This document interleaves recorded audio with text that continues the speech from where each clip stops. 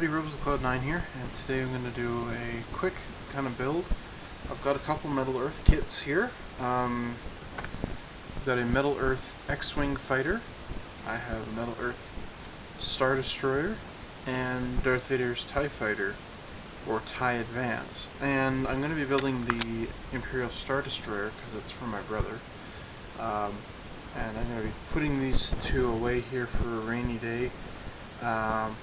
But these recently popped up close to me. I used to have to go kind of across to another city to get these things, but recently these are very, very close by. I can get these a lot easier.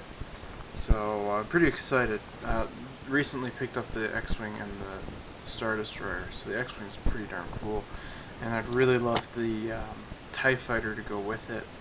And I'm pretty sure my brother also wants the AT-AT still. So I'm going to build the Star Destroyer today for him. And let's take a look at what we get inside the package here.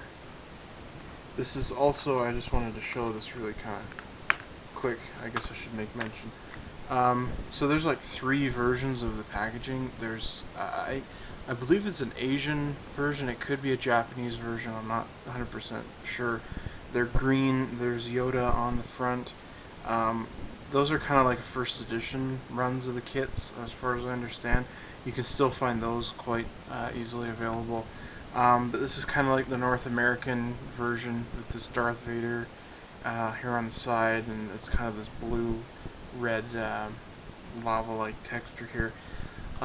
This is the new one here. This gray with the Stormtrooper has the Rebel Phoenix on here. This is from the new Rebel series that has recently replaced the Clone Wars, which I actually was watching, but yeah, then they got me annoyed. And so I don't know if I'm gonna complete or start watching season 2, but anyways, it wasn't that bad. It was kind of fun. It's pretty nostalgic for me, to watch it, because a lot of it is based off of the originals. Anyways, oh cool. So here's the Star Destroyer. It's this big triangle here. So it's pretty big, actually. It's much bigger than the Millennium Falcon. Yeah, but not going to be as complicated by a long shot, I'm betting. So it looks pretty good. And second sprue comes with this nice display stand. I like that they label on here Imperial Star Destroyer. It's kind of cool. They didn't do that with the Millennium Falcon, and the I don't think they did it with the TIE Advance either. No, it's just this nice little stand, but it doesn't need it, but it's just nice to have it on there. So I'm going to do kind of a fast forward build through this, and so you're just going to see it all in quick fast motion, because I don't think I'm going to run into any problems with these. So directions are identical, basically same style as the other 2 that I've built. They look pretty good. Yeah, this looks pretty simple. I think there's only going to be a couple pieces that are going to be a little difficult, but this looks like it's going to be fairly simple. So as far as tools I have my curved blade, so I can cut out the photo etched metal. Remember, you kind of twist on it like that. I've seen a lot of people bend them off, so you can do that as well.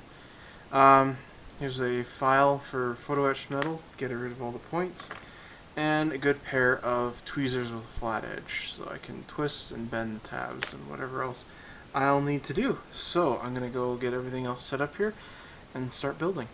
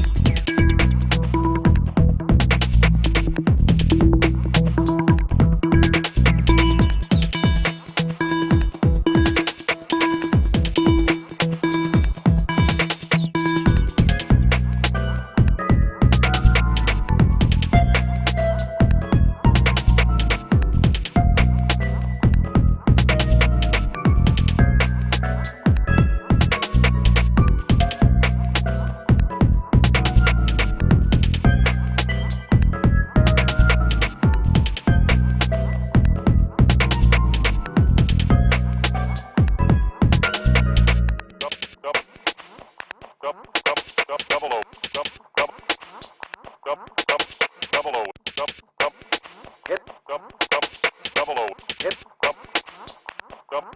the record button.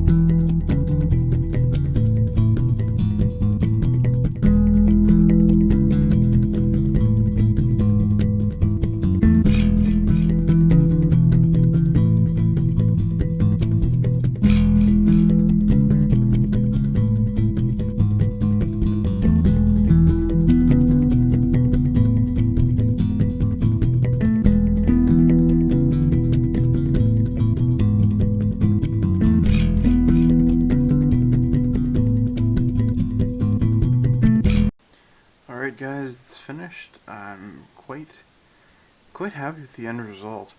Not overly complicated. It's kind of more one of their more simple um, kits to build. It's easier than the Millennium Falcon, and I think a little easier than the R2-D2. But it has quite a few more smaller parts. The hard part was doing the back here. I'm gonna touch these up and try and make them more circular. The small ones, the small engines were just the biggest pain in the butt ever. Um, they're just really hard to twist around. Um, I was bending them around a metal file that was circular shaped right here, so had something at least to give me a bit of a guide on, but the metal's pretty tough in those areas here. But what's nice at least is they do give you some spares, so you got a couple spare pieces here, so if you need to have a second try, you can. But as far as everything else goes, it's pretty simple. If you're getting one of them, I really suggest probably this one. You know, if you want something easy to start out on, I think this would be an easy one to go. Actually, even easier to go would be to not buy one of the Star Wars brand ones and buy just a Metal Earth whatever. They have tanks and trains and aircraft and all that stuff. I'd recommend you start with one of those before you know move on. These are intermediate skill level compared to a beginner skill level. Because I had a couple people ask me that if I thought they'd be able to build it. Yeah, just start off on a beginner one. Again, it's not a Star Wars one, but definitely really cool. I'm gonna go and polish this up, get my fingerprints off of it and everything. But it's very fun.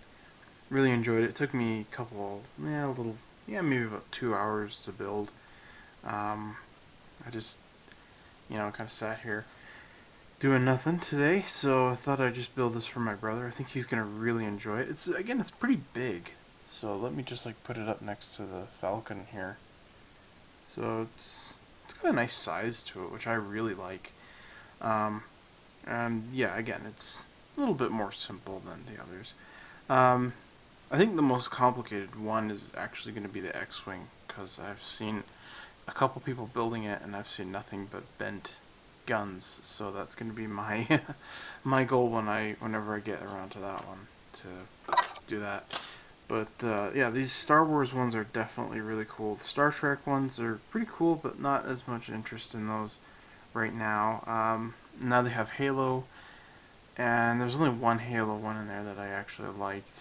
And now they have Mass Effect, which was cool. I've never seen Mass Effect really, but they're just spaceships and they look really cool. I really like them. But anyways, for the Star Destroyer, I like it quite a bit. Again, it's a bit fussy. You got to take your time. Having a good pair of tweezers here to bend all the metal properly helps out a lot. And yeah, it's just a really nicely done model. I'm kind of sad that there's the blockade runner isn't in the hangar bay. I thought that would just be kind of a cool nod, but whatever. And then this display stand is, you know, pretty nice. Again, Imperial Star Destroyer. I quite like that. That they just, you know, added that in there for the sake of it. So, thanks everybody for watching. Hope you've enjoyed this. Again, like I said, I will be bringing more of these builds, you know, every few months when I feel like building one. So I hope you guys are having a good one. This is RoseCloud9. If I haven't taught you anything, at least you've learned what not to do. See you guys next time.